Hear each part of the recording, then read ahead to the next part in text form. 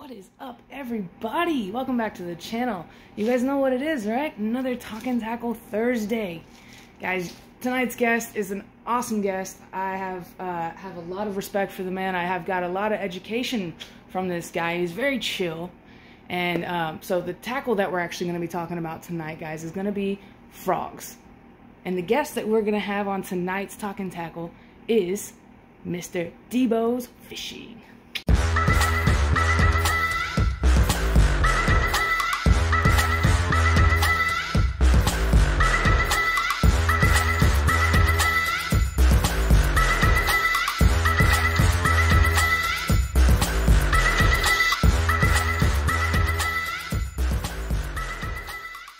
All right, so we are not doing live yet. I keep telling you guys we are going to do live one of these days soon once I get a little bit more comfortable. But tonight's guest on Talkin Tackle is going to be Mr. Debo himself.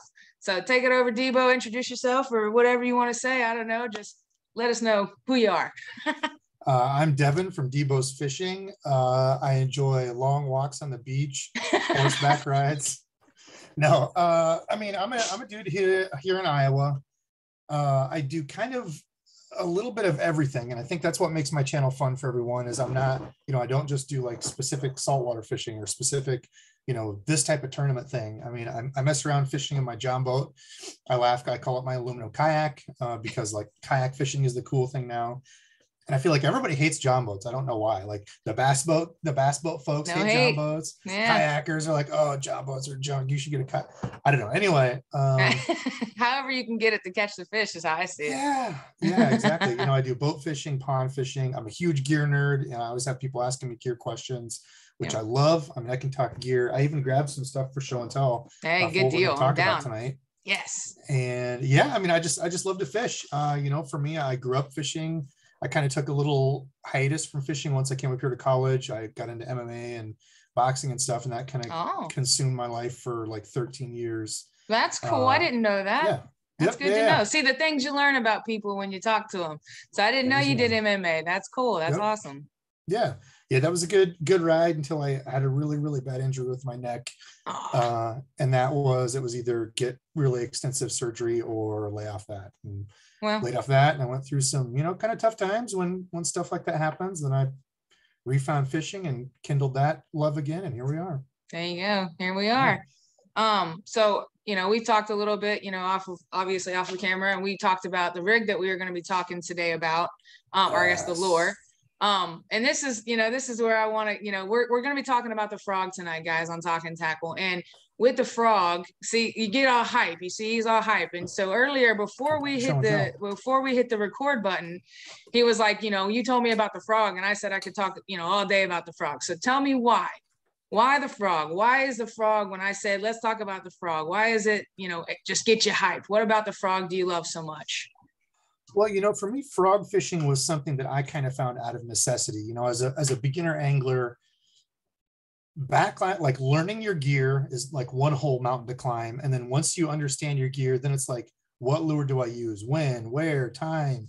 Yeah. And fishing, from, as you can attest to, fishing from the bank a lot, snags are a much bigger problem because in a boat, you can pretty much get any lure out. Right. You can go right up to it. Yeah. Unless you're fishing like crazy deep stuff.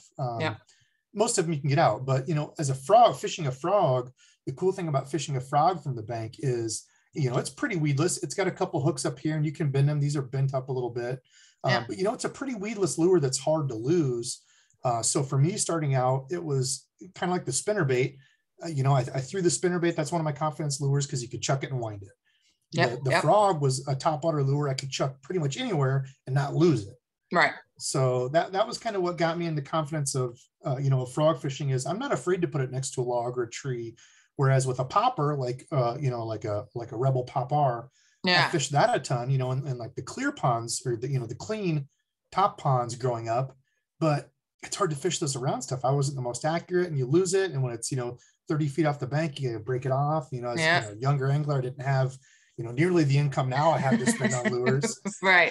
So it hurt a lot more. So, a simple Booyah pad crasher back in the day, I don't know, $5 or whatever they are, you weren't afraid to lose it and you didn't get it caught. So. Right. Okay. And were you catching big fish? Was there a certain, moment in time where it was just like it all came together and you were like, this is why I chose the frog? No, I've never been a trophy angler. Like I Okay. don't care about catching the big fish out there. I just want to consistently catch fish. Okay. So, some people, that's the other kind of cool part about fishing is it's something different for everyone. Some people Yep. literally don't care if they're catching anything. It's to get away from life and clear their head. Some people like Absolutely. to catch, anything just sitting on a bobber relaxing. Yeah. I just like to catch stuff. So for me, it was those exciting bites. I don't care if it's a pound bass or, a 6-pound bass on a frog. Every one, the blow-ups are violent. Yeah. Getting through all that muck, also the places where other people didn't want to fish was fun for me. Right. So the Because, fight overall with a frog, regardless of size, the fight overall is what got you to really like the frog. yes. Yeah. Okay. Top water blow-ups. It's hard to beat. Absolutely hard to beat. I gotcha. So with the nitty-gritty of it, what kind of rod and reel recommendations do you have as far as setup? I like to always go over everything, line, rod, reel. How do you start? Where do you set I'm up glad with you that? asked. I brought some yeah? show and tell because I figured we might get into that. Funny enough, I Absolutely. used to have a series called the rod reel line or the rod line, rod reel hook, rod reel line. I don't remember what it was called. That's been a Okay. few years ago, but the exact same thing you're talking about. It helps out Cool. new anglers so much because you walk down the aisle at Bass Pro, Dick's, wherever you're searching for gear, and it's a daunting task to look at hundreds of rods and reels. People don't really have any idea when you're starting out. So for me, this one, you don't need to go this expensive. This is a Kistler, a brand new Kistler that I got. Okay. This is their specific frog rod. I liked the KLX so much last year. I got this one, but Nice. the year before that, I went with the Lose. What is it called? Lose Speed something. $70 rod, did perfect. And generally, I will tell people don't spend a bunch of money on a frog rod. You don't need it. You don't need the sensitivity. You're going to see those bites. You're going to see the blow up, right? As opposed to like a drop shot or a shake head, a jig, something where you really need to feel, those finesse little, pecks that just, where they might just kind of suck it in. Yeah, that's not the first time. Yeah, that's not the first time I've heard that. A lot of the time people say, don't go spending a bunch of money on a frog rod because it's a visual catch. So it's not something, it's not something you really got to think about so much. So like, take that as a tip. Don't go spending too much money on a frog rod. Get you, something good that you can afford. Yeah. And even any topwater, really, my topwater walking bait rod, I think it's the Celis, is the Blue and Shimano Celis, $50 rod. Nice. I love to throw the KVD Sexy Dog. I don't know if I have that one here, but they call it the KVD Sexy Dog. It's a larger topwater walking bait, maybe 4.5 inches, but $50 rod. And I love that rod. I would still throw it on that. I kind of cycle through stuff because I'm testing things, but I would still have zero issues throwing that, anytime you're visually seeing that bite. But the rod, now the reel, I would say do spend a little bit more money on the reel, at least an aluminum frame. Yeah. So I used like the LFS. I should have grabbed it, but I used the regular LFS, $99. It's one of the best bang for buck reels you can get at $100. I used the Revo X last year and into 2020 into last year. And then also this one, which is the Daiwa Tatula 200. It's a little bit more. It's got the aluminum handle side plate and the aluminum frame. And some people are sticklers about that. Listen, I'm not catching 6, 7, 8, 9, 10-pound bass like the folks in Florida. So if you're catching big bass, like you down there in Georgia, if you're catching big fish like that consistently, I would say spend a little bit more money on the reel. The rod, don't worry about it. Right. So how do you like the Tatula? I can't say that. How do you like that reel? Love it. Absolutely love it. I think the Tatula series is one of the best they've done. The Tatula 100, which is kind of middle of the road, I think $150. Okay. Awesome. I've been thinking about getting one of those for sure. I like Daiwa. I like them a lot. So I've been thinking about upgrading to that one for sure. So I would not bat an eye at recommending that reel. And then 65-pound braid. I am firm on 65-pound braid. Some people are like, well, you can get away with 40 but that's like 40 or 50. I've heard 50 to 65 are kind of the sweet spot. So why 65? Because the diameter even from 40 to 65 is not that big. From 50 to 65 is almost nothing. So it's like me saying, hey, walk out on this board. It should hold your weight. Maybe I think you're okay. As opposed to saying, walk out on this board. I guarantee it'll hold your weight without a doubt. Which board would you walk out on? Right. Yeah. Yeah, So, you're gonna but walk into the one where it's like, yeah, you know, you shouldn't have any issues at all. you don't have any issues with castability or anything like that? No. No. The Revo X I've spooled with 65-pound braid. That was actually something else I was going to talk about. Okay. Meaning like with a larger frog, not necessarily the Vega, or I picked out some, maybe even the launch frog, but like when you go with a bigger frog for bank fishing, if you go with like a heavier 3/4 ounce frog, you can throw it farther. Now, usually I don't talk about casting distance. It's not as important as casting accuracy. But when you're bank fishing with a frog, trying to get that frog out there, you know, there's places I fish here that are just like a landmine field of lily pads, right? Yeah. So trying to cover as much of that as I can from the bank, because I can't get out on the water. You know, I can't troll out there on my boat and pick apart. Right. So I want to try to cast as far as I can. So thinking about the size of a reel, this is a Daiwa Tatula 200, which is referring to the size of the spool and how much line it holds. Yeah. Something to think about, because if you have something smaller like the Revo X, I can spool that one with 65-pound braid. You know, thinking maybe of a reel that has a little bit more line capacity to it. But yeah, 65-pound braid, no issues casting it. That's a good deal. Now, do you have like a certain preference as far as like the weight that you throw? What's your favorite like weight zone for the frog itself?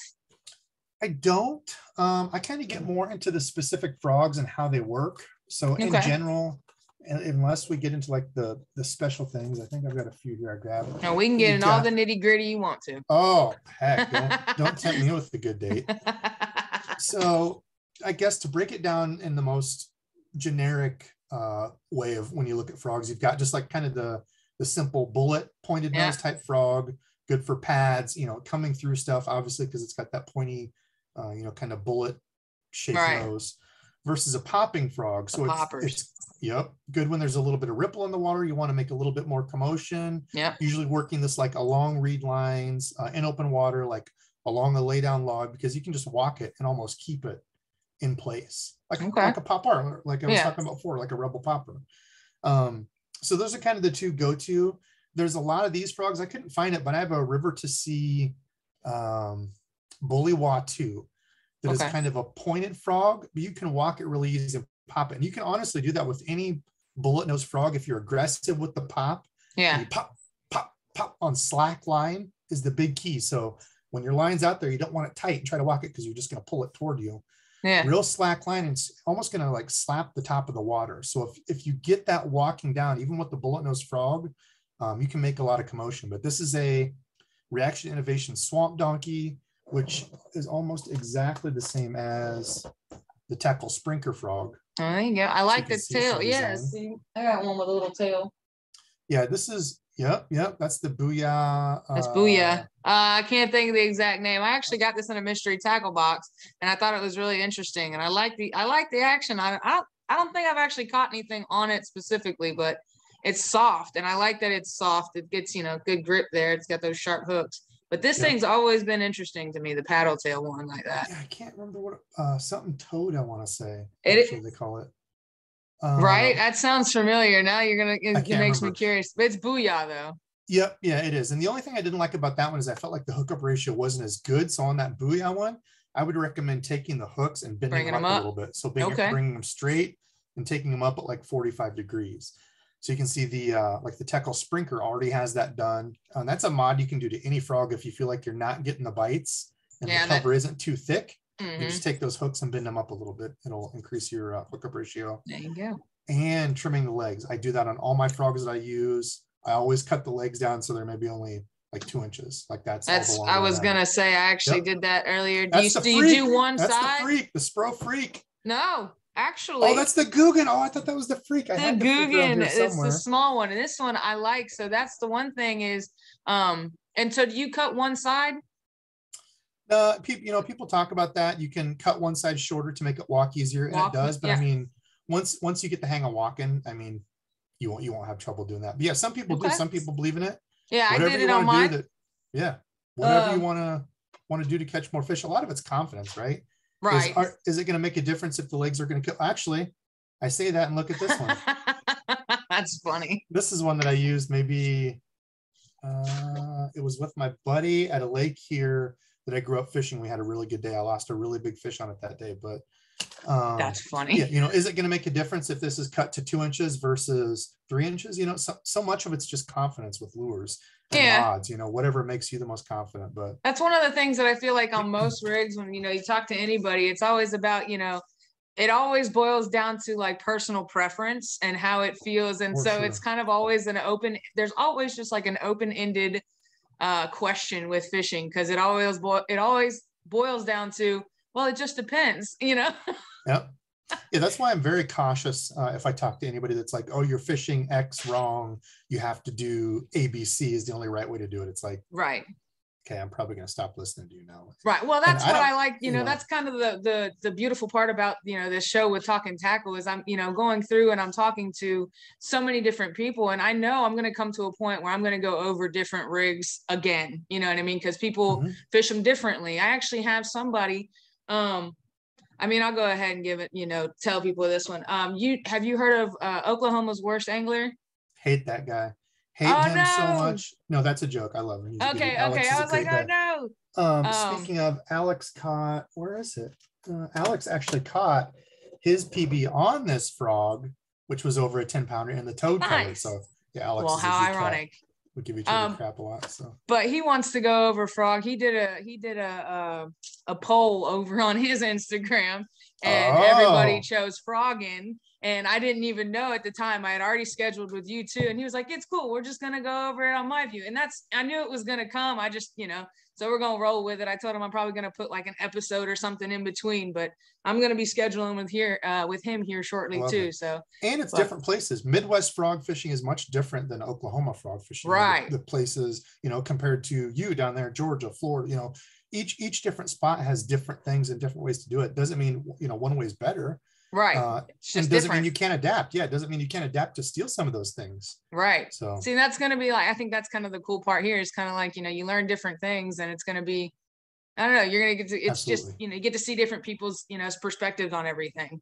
So when I pulled this one out, so I believe, I haven't figured it out yet, but I have a feeling I'm going to try it more this year. Have you noticed a bigger bite up ratio with a smaller profile at all? Because this is the smaller one, you know, versus the full size. It depends. So that's something that I hear a ton of people talk about in frog fishing is, oh, you're missing bites because the legs are too long, or you're missing bites because the frog is too big, or right. Okay, so the thing with frog fishing is it depends on how, in my opinion, again, this is going to vary depending on how many people you talk to, but in my opinion, it's going to depend on how good a look the fish has at the frog. So if I'm fishing a place that is totally covered over with scum, if I'm using a really light frog, you got to remember, you're looking up, like imagine a sheet laying over the water, you know, on top of you, and all you can see is like that sheet kind of moving. Right. You're taking a guess at where you would, you know, would come up and hit that.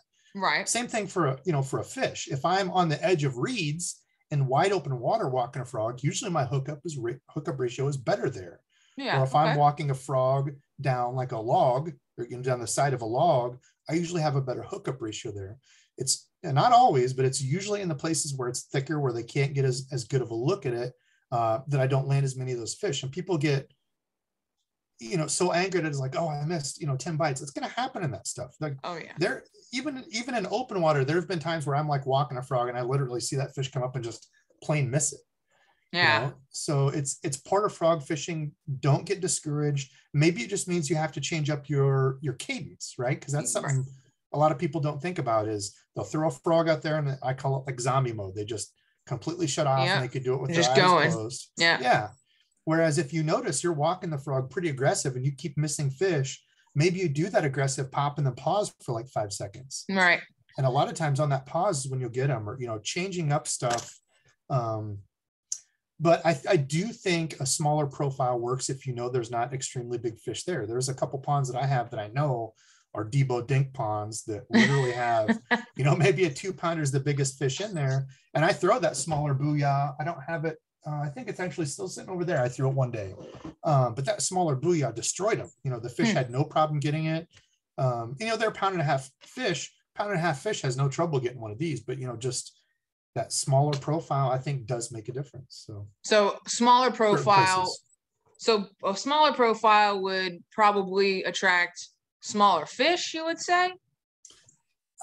See, I'm still not I know sold that's on. tough to say, but I'm just curious because I'm wondering, or do you think, I mean, even a small fish could probably get a big one? I guess maybe that would, Absolutely. yeah. Absolutely. I've caught, listen, I'm the king of catching 1 pound fish. I have caught a ton of 1 pound fish. I could go through my phone and show you now, but I've caught a ton of 1 pound fish on, a bigger 1/2 ounce, 3 ounce, 3/4 ounce frog. If they can fit their mouth around it, they will eat it. There Bass you are go. just Okay. little pigs that will eat anything. All right. But I do think in some situations where they're kind of pickier, they're just kind of, grabbing at it, a smaller frog or smaller profile does help. Doesn't mean you're always going to get smaller bites. So more pressured water. I would say, yeah, pressured spots, smaller ponds or smaller lakes where it's just not known for giant fish. Right. Okay. But That makes otherwise, I sense. mean, like a 1/2 ounce frog, I was trying to find like this is the 60 or the 65 in the Spro. I what want thought to you try had the was Spros freak. out. Yeah, those are one of the They're next great. ones I'm gonna try. I've heard a lot of good things. I mean, and what's crazy is Spros right here in Georgia. I thought that was what you had was the freak from Spro, the Spro 65, which I is want to like try. I'm gonna be my getting me a favorite. couple of those this year, I believe, for sure. Grab some. They are money. Yeah. If I had extra, I would send you one. I've only got my old used one. I've heard a lot of great things about the Spro frogs for sure. Now, have you ever used? I've heard of people using hacks like boiling their frogs to soften them up. Have you ever done that? No, I've heard of that too, but like, I don't know. I go back and forth on this because there's some things that I love to tinker with. Okay. But for whatever reason, if I have to take a bait and boil it or do X, Y, and Z to make it like fishable or good, I don't do it. Like people talk about boiling your flukes, right? And it's just boiling your flukes. See, that's new to me, but I don't have all the experience in the world. Why? Yeah, so the deal with flukes is like a Zoom, the Zoom flukes in the package. Yeah. They get all like kinked up and like gnarly in there. So you want a fluke to be really straight so you can walk it, kind of like, jerk, it's a soft jerk bait. Yeah. Some of them be like all kinked up and the tail will be under like in the bags and it just ruins it. That's why I honestly don't fish flukes because that pisses me off. Yeah, right. Like, oh, yeah, all you got to do is take it out and boil it and they get really soft. And so I'm like, I don't want to have to take a 1/2 hour to boil. It's just too much work. Yeah. I didn't know that. Learn something new. It's kind of a weird OCD thing. It's like, I don't know, it defeats the purpose of the bait, but I have heard people doing that. Some people are adamant about it. Maybe the tournament guys are, and gals are bigger on that stuff because listen, money's on the line. Right. Okay, I get it. I would just rather find a frog that works for me and go fishing. The right frog. Yeah. Okay. Yeah. I just thought of something and I'm trying to retract it in my brain here. I know we're bouncing all over the place. I'm sorry. Like a squirrel. I know there's like a little trick that I like to do, especially with us being bank anglers. When they're the bass are feeding on frogs a lot. Do you ever take it off and throw it onto the bank and then pull it into the water? Yeah. And to make it, look like a more natural, realistic, do you have a higher bite ratio when you do that? Do you notice a difference really? I wouldn't necessarily say I have a better bite ratio, but there's a couple factors that kind of play into that. So we were talking earlier before filming about, muddier water, dirtier places that have, either the wind's kicked it up, whatever the situation is. Generally, the muddier and dirtier the water is, usually the shallower bass will be. Not always, but a lot of the time. So I've got a lake here specifically that usually has kind of, I don't even know what it's called. I'm not good on the vegetation stuff, but like kind of spotty, like pebbly looking algae type stuff. I don't know how to, like little flowery looking things that are flat, like almost like real tiny lily pad looking things. I've got a fly in here. Almost like little tiny lily pad looking deals on top of the water. And it's a dirtier lake.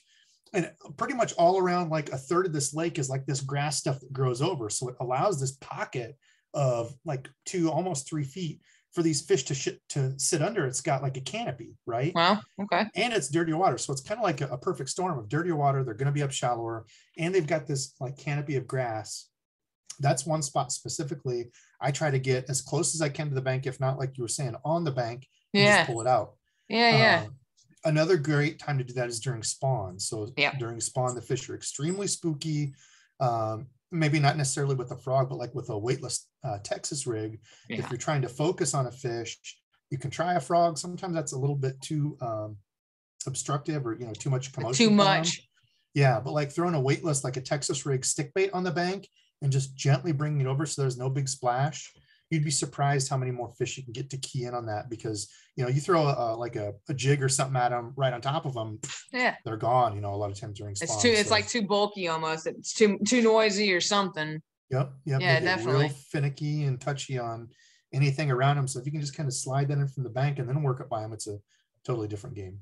Okay, so with that is the spawn. So is the springtime your favorite season, or do you have like a favorite season? I mean, I know there's certain times of the year where they're better, but again, we're in different parts of the world, so or different parts of the country. So I don't know if you know how it works out there. Do you have a favorite season or?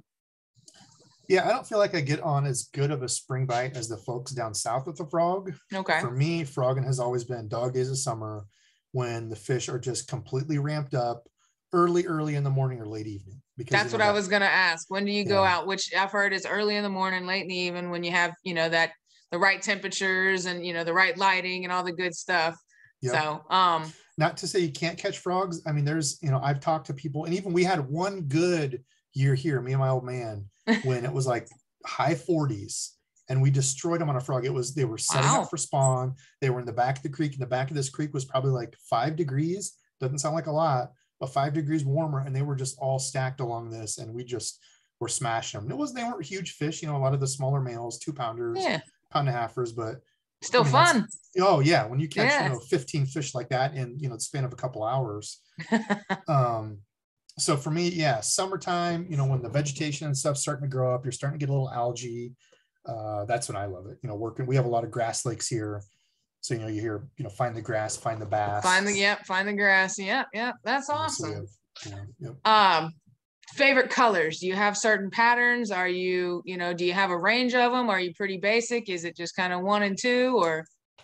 The more I fish a frog, the more basic I get. So I used to like, I feel like I had different things that work better in certain scenarios, but I will say 90% of the time I'm going to throw an all black frog. Okay. If you can only choose one, I feel like no matter what the condition is, because I used to play with, you know, some people would say a dark belly frog. And that's another thing you have to think about, is a lot of these frogs look cool on top. Yeah. You flip them over and they're just one color, right? White. See, right. Black, right. And that's all the bass are really seeing. Right. Yep. Unless it's real clear water and you're like really walking it, where it's, you know, kind of getting nose down. To me, black is just a good silhouette. It's kind of like throwing a black and blue jig. It's just making a silhouette up there for them to look at. You know, it's good in sunny. It's good in cloudy. It's good if there's a lot of muck or whatever. It's good in even clear water, like a black frog just makes a dark silhouette. I got you. See, I've heard a lot about the opposite with white. Honestly, I've heard white have a lot of it's usually one or the other. It's like, it's kind of funny when you, like you said, the more people frog, the more they realize, the more basic they get with just typically a black or a white. And it's because the bellies, you know, that's what the bass really sees the most of. So I've heard a lot of good things about the white colored as well. Yeah, white, I would say, is my one deviation if they're feeding on like bait fish, especially shad. We don't have a ton of huge shad lakes, but if shad spawn is going on and those shad are up shallow doing their thing, you'll see the little balls of them kind of, you know, vibrate and make them bubble, you know, doing their stuff. White is the deal because they're keyed in on that color. Not to say black wouldn't work, but I would go white then. Or if you just notice them up shallow pushing bait fish, I think white usually is the deal. Kind of blends in with the bait ball. Yeah, and it kind of depends because, you know, you might see them pushing bait in your lake or pond that doesn't have any shad. Bluegill might be the only forage, right? That's a lot of the, I mean, I feel like that's true for a lot of bank anglers, pond hoppers like us, because a lot of the main forage in my ponds is like maybe crawfish and bluegill, and that's about it. Yeah. Or I feel, you can kind of get away with either. I mean, you look at bluegill bellies and they range so much. Some of them are as bright and a beautiful orange as you can get. Some of them are extremely dull, like this goldish white. Yeah. Where, you know, this would work perfect. Some of them are crazy dark if they only live up shallow, you know, where black would work. So again, it's kind of one of those confidence things, but if I only had one color, it would be an all black solid frog. That's all I would throw and tie on. So if you only carried one thing, it would be a solid black one. Yep. That's, I mean, I feel like that's, like I said, I feel like that's one of those overall answers that, you know, like people are torn, like they have the 1 and 2 there, and it's, you know, I haven't found, I want to use the frog more personally. I say that almost about every other rig that I talk about here on Talkin Tackle, because one thing I'm after while I do this is also me learning a lot too. I want all my viewers to learn, but I'm also learning a lot too with this. And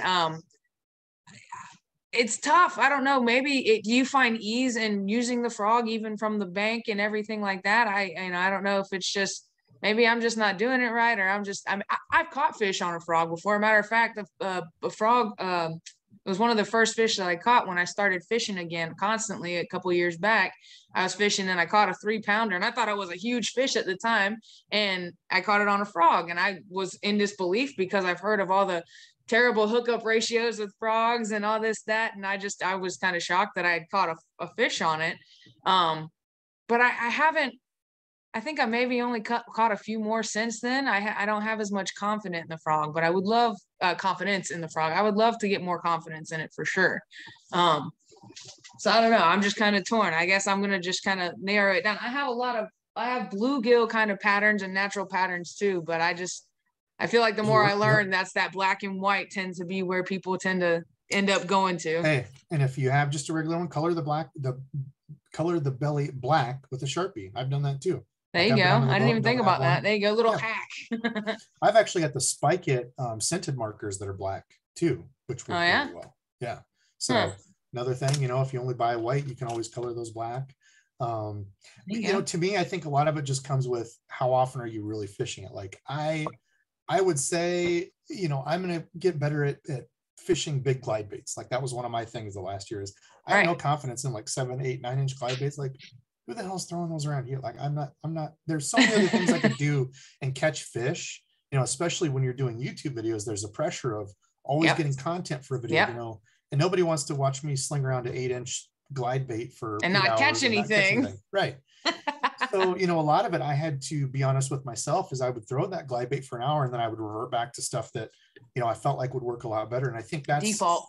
Yeah. A lot of people just aren't honest with themselves. Like, dude, oh man, I was throwing the frog, all day. And then you go back and look at it, it's like, really? You probably only threw it like 30 minutes. Right. Did you really give it a chance? Yeah.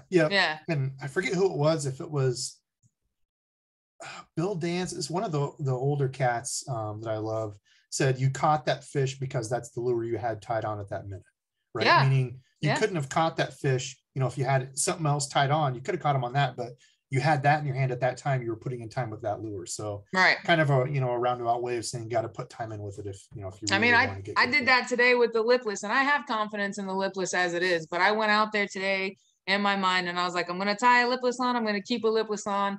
And it definitely paid off for me today. And I feel like with a lot of the videos that I do here, a lot of the guys, even Alex Rudd and I have the next one that's coming on Thursday, so I can say it here. It's Mr. Lojo is actually doing my next one that's dropping, but both of them and in here, it's always comes down to take your time, go out and actually spend time with that rig. Cause it's like, if you really want to know it, you got to actually give it a chance and build the confidence in it, whatever it might take, in certain rigs, like the frog, I believe, may take a little bit longer than some others, especially depending on where you may fish. I don't know. Because I don't have as much like lily pads and I don't know, maybe that's just on me. Yeah, you don't need it. I feel like that's a thing. Yeah, you don't have to have the like really scummy, if you look at any sort of topwater deal, it's just, are the fish feeding up in that spot or not? Whether it's a popper, whether it's a walking bait, are they feeding up there? Some lures do a better job at mimicking that than others, but I have tons of places around here that don't have any lily pads or scum. And I'm just throwing it up around places that I would flip like a jig or Texas rig, shallow brush, shallow cover. If you have storm drains, flipping it inside that storm drain and walking it out or next to the drains. There's so many different places that bass hide. And a lot of times it's just that instinctual reaction bite of I threw it there and it was walking over it and it hit it. I'm not necessarily trying to mimic, a bait fish or a frog. A lot of people think the times they think this is actually a frog eating it, I'm sure are probably slim. To none. They see something over them, they think it's a bait fish, they think it's a bluegill, maybe they think it's a frog, and they just see it moving. They think it's whatever it is, it's some little small poor creature that's going to be eaten. So it's going to be snack. Yeah, exactly. You don't have to have a pond full of frogs and scum and lily pads to fish it. Yeah. Okay. Well, that's one of those things I learned. Like I said, I got to get more confident. I feel like anytime you're watching a frog video on YouTube specifically, you see a lot, they highlight that being one of those, they almost make it seem like it's a quality that has to be there in order for a frog to work. So, I mean, I'm glad that makes sense, I guess. But I just never really thought about it much. I don't have as much confidence in it, so I don't know much about it. I think it's more on the complete opposite end of that spectrum of there's really not many things you can do in that kind of stuff to catch a fish. You can throw a frog because you can't do anything with treble hooks, right? Because you're hooked up. No way. You can get away with a buzz bait and sparse stuff, but when it's really thick stuff, fishing topwater, there's not much else you can throw besides a frog. You could punch. Yeah, you could punch through it. You could, there's a few things you can do, but if they're feeding up and if you notice topwater activity, I mean, it's hard to beat a frog. I was about to say you'd be dumb not to, right? Yeah. So I think that's why you see it so much. And then I think so many people just have other things they'd rather throw and cover water. You see the gentleman, Johnny Cox, for example, huge on a buzz bait. I think he would rather just, burn a buzz bait and keep going on those spots than walk a frog. Whereas you watch somebody like Ish Monroe, the frog is his confidence lure. He'd rather pick apart spots with a frog, so it just kind of depends on who you're talking to and what their confidence is. Yeah. That makes sense. Yeah. And so it always tends to boil down to too. I feel like it's one of those that really depends on you. Now, length of a rod. That's something I don't know what it just kind of, when I said it depends on you, I've been reading a little bit and what I've read and what I've seen is somewhere they advise for you to start around 7 foot and somewhere between 7'6", but it also depends on how tall you are. And it's so much of that is subjective. Yeah. So my favorite, which is why I also got this one, is a 7'3". If I could only have one rod length for everything, it'd be a 7'3". 7'2", it's a good size. Yeah. 7'3" is perfect. I'm 6'1", so it's pretty comfortable for me anywhere. But for a lot of bank anglers, even me, I mean, I don't feel like I'm that tall, but decently tall. 6'1's not short. yeah, that's what I mean. Not short, but I'm not like 7 foot dude out here fishing. There are some things where I like a much shorter rod. If I'm working a jerkbait where I'm consistently hard tip down, I want like a 6'8", 6'10" rod. Yeah. But that's just something you kind of have to keep in mind. Number one, what length feels comfortable to you? Not taking anything else into consideration. What length feels comfortable, and then start putting other factors in. Do you mainly fish from a boat? Well, a boat, you can get away with a much longer rod. You don't have stuff behind you. Right. You can get longer casts with a longer rod.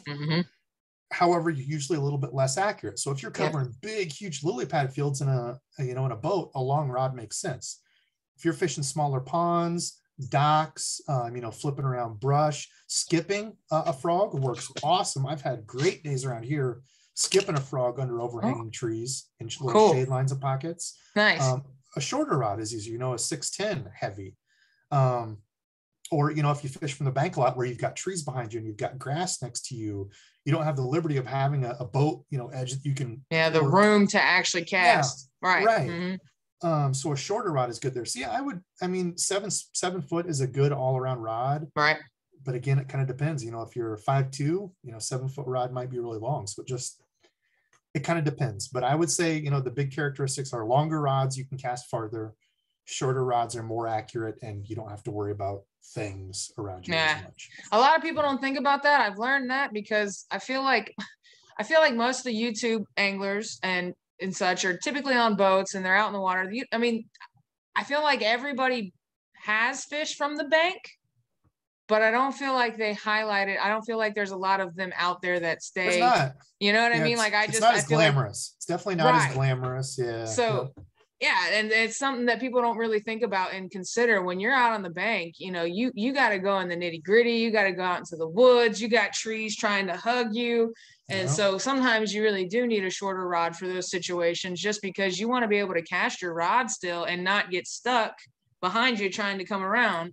I ran into that a little bit today. I had a 7 foot. I like 7 foot rods that, they tend to be okay, still on the bank. But I ran into it at one point. I actually had to pull the branch down and break a little piece off because my lipless got caught up in there. And I was just like, not every time, but it happens a lot more often than I think people really think about. It's pretty much every trip for me. Yeah, at least once, right?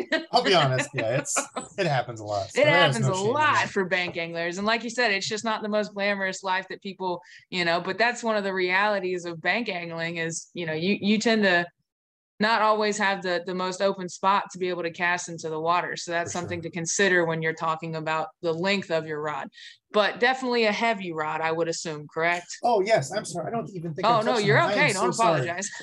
Yeah, I just said, yeah, it's the frog rod. Yes, definitely heavy. I will go on that hill and die, because you can get away with a medium heavy, and people will argue with it. Well, if you've got a medium heavy, you don't need it, if you don't have a bunch of stuff. But I can see that if you fish open water or only along grass lines. But I'm telling you, the one time, especially for bank anglers, that you get that fish hooked in a deep, either brush pile or deep lily pads, you wouldn't all this junk.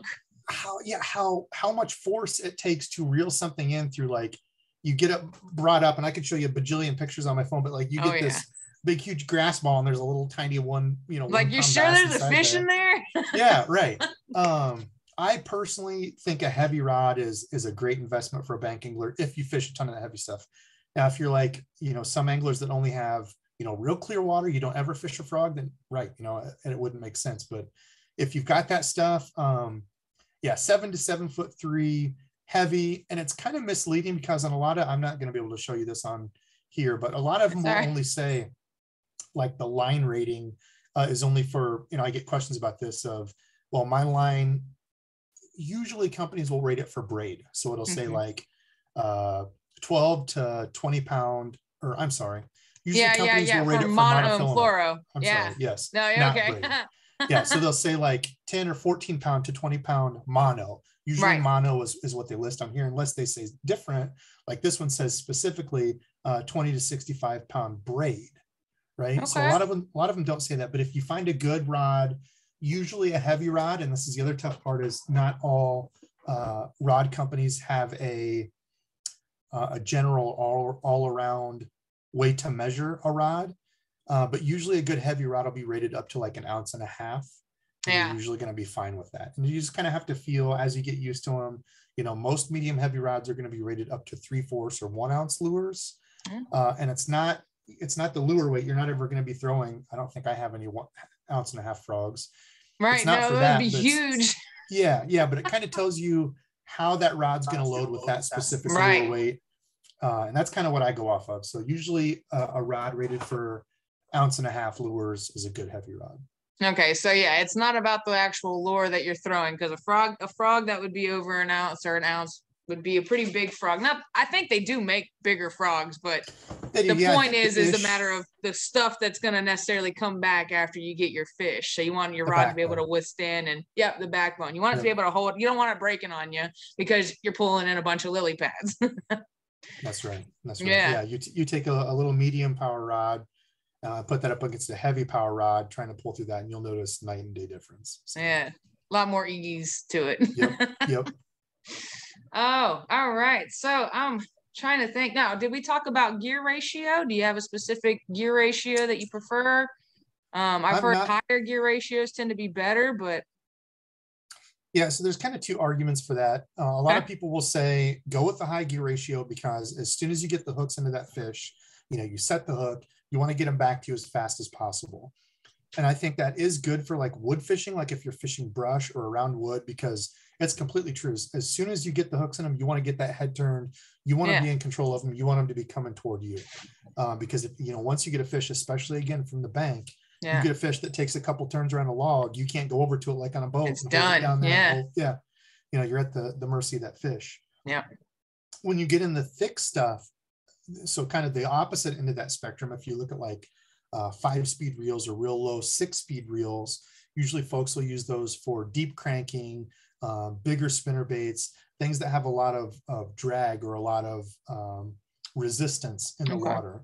And a lower gear ratio is going to have a higher torque. It's like putting if you fish or drive a manual, having your truck in like first and second gear, you've got more torque, you've got more power, as opposed to if you're trying to climb a hill and you put it in 6th gear, you're going to be screwed. Yeah. So you get more torque, more power out of those lower speed reels. Okay. And so there's not a right or wrong way. I used the Abu Garcia Revo that I had. The Revo X was a 6-speed, and I used that the beginning of last year and the year before. It felt fine. Okay. Yeah, there's some people that won't fish anything less than 8-speed. I'm a 7-speed guy. if I could only choose one gear ratio for everything, I would go with like a 7-speed. Yeah, 7:1 depends. kind of ratio. I feel like I'm right Yeah, there it in that depends on the same boat. reel. I have, I have a couple different ones, of course, ranging from 7 to 6 to I think I even have one that's like an 8, but This is a the one I 6-3. typically use the most is like my 7:1. Yep. Yeah, this is the tattoo that I use, and it's a 6-3. And I remember posting on this, and people are like, use that for a frog reel, you're an idiot, blah, blah, blah. It's like, okay. So you've Catching bought, frog, I'm catching fish. So yeah, you've bought into something that somebody's told you because you've probably never tried a 6-speed.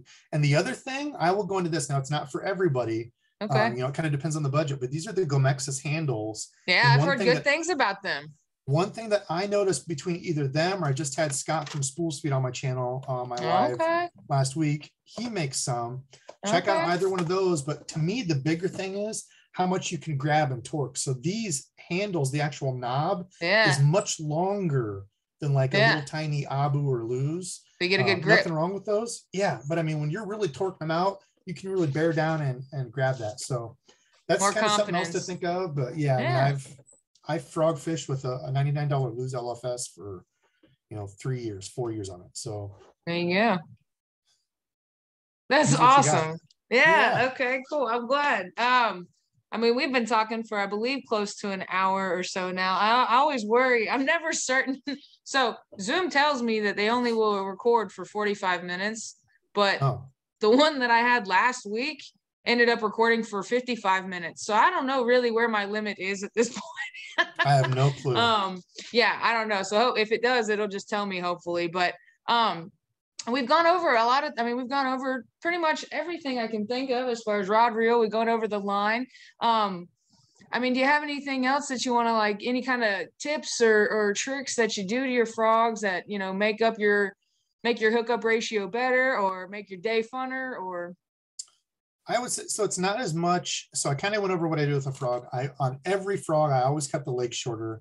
It gives usually about the size of the body, like that. Okay. If you hold it up, it gives them less of a target to look at, because if you got big, huge, long legs that are back here doing this, and that bass comes up and sees that, oftentimes they'll come up and hit those legs. And that's where you get that false strike, right? Yep. Yeah. That's where people are like, oh, I keep missing. I suck at frog fishing. Well, it could have been, this, or this, but that's really the biggest thing I do for frogs. I don't worry about bending the hooks up on all of them unless I'm really missing fish.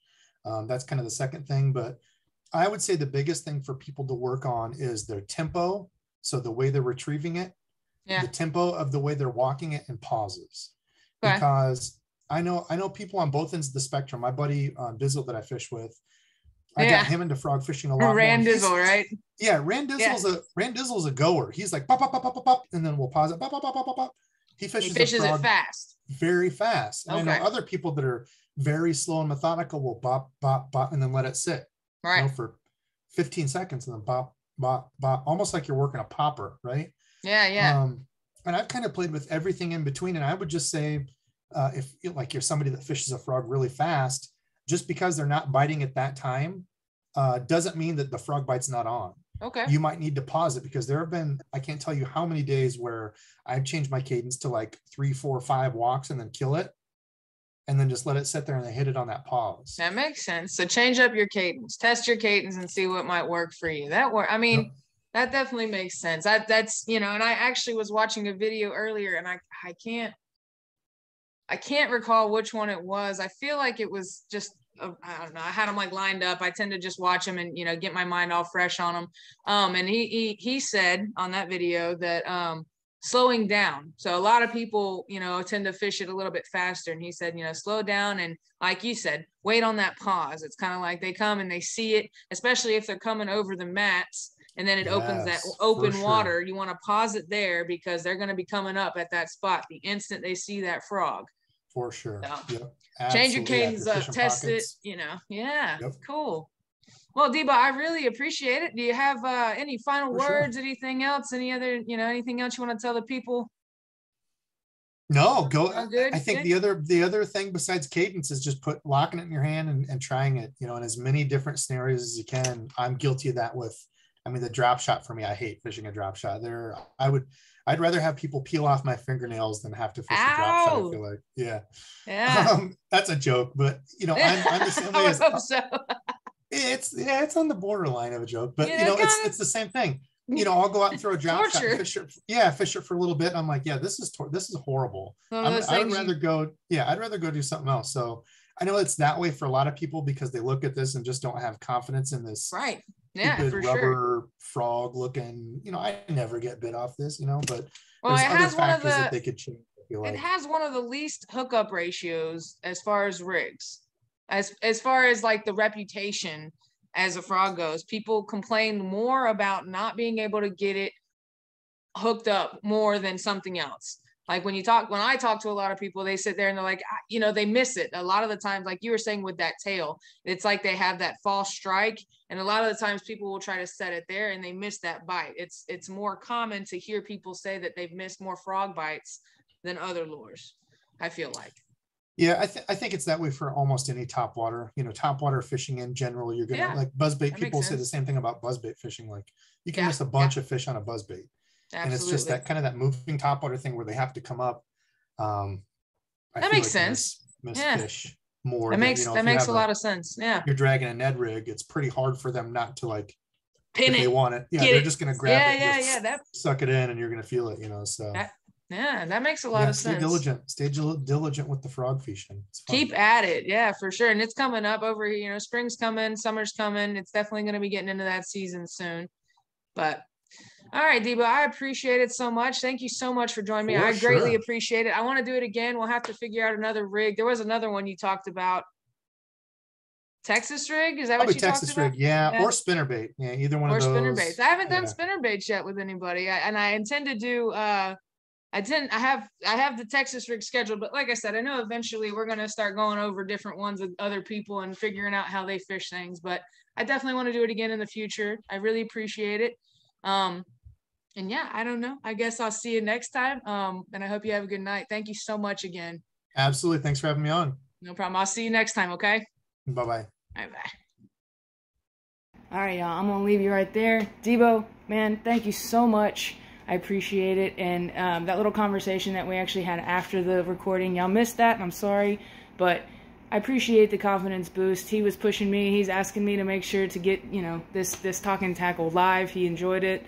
I'm glad you enjoyed it so much. I enjoyed it too. We're going to have to do it again soon. Maybe my first live, I'm going to have, you know, maybe Alex and Debo on there, and those guys will be great to have on a first live episode. What do you guys think about that? But Debo, it was fun. I hope you guys learned a lot from tonight's video with the frog. If you have any comments, you have any questions, just let us know. I'd be happy to answer anything for you guys. But you know how it goes. We're out there fishing, we're out there catching, and we are out there learning a lot of great things about frogs from Debo.